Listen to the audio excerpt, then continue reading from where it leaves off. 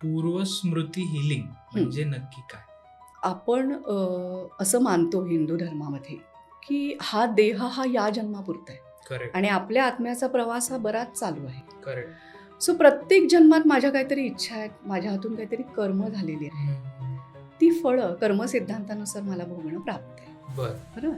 So जन्माला यायच्या आधी आपण एक डिव्हाइन प्लॅन आपला बनला जातो. ओके. की सगळी कर्मफलं एका जन्मात आपण उपभोगत नाही, त्यातली काही आपण या जन्मामध्ये भोगण्याकरता म्हणून आणतो. करेक्ट. सो आपण हे सगळं जे काही डिव्हाइन आणतो प्लॅन, त्याच्यामध्ये आपण कुठल्या आईवडिलांच्या पोटी जन्माला येणार आहोत किंवा काय माझ्यामध्ये घडणार आहेत घटना, कसं काय, माझं प्रोफेशन काय, लुक कसं आहे, हे जसं मी आणते तसं मी माझे काही विचारधारा आणते.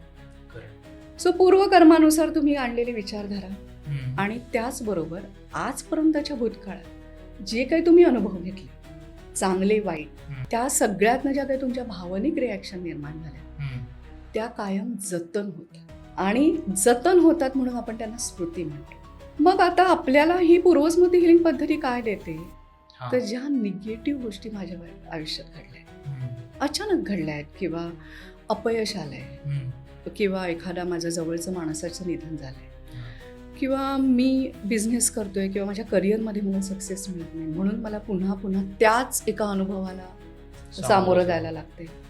सो हे जे मी सतत घेतो त्याचं माझ्या मनात भावनिक प्रतिक्रिया सतत उमटत असतात. त्याचा इम्पॅक्ट हळूहळू तुमच्या मनावर, तुमच्या व्यक्तिमत्वावर, तुमच्या आयुष्याच्या निर्णयावर व्हायला लागतो आणि सगळ्यात महत्त्वाचं तुमच्या शरीरावर. सो मग मला त्याचं डिटॉक्सिफिकेशन केलं पाहिजे. जी साठवणूक झालेली आहे त्याचा जर निगेटिव्ह परिणाम माझ्या आयुष्यावर होतोय तर मला ते कमी केलं पाहिजे. थोडक्यात ही तुमचं निगेटिव्ह इमोशनल एनर्जी काढून टाकून त्या ठिकाणी पॉझिटिव्ह इमोशनल एनर्जी स्टोअर करायला किंवा रिप्लेस करायला मदत करते.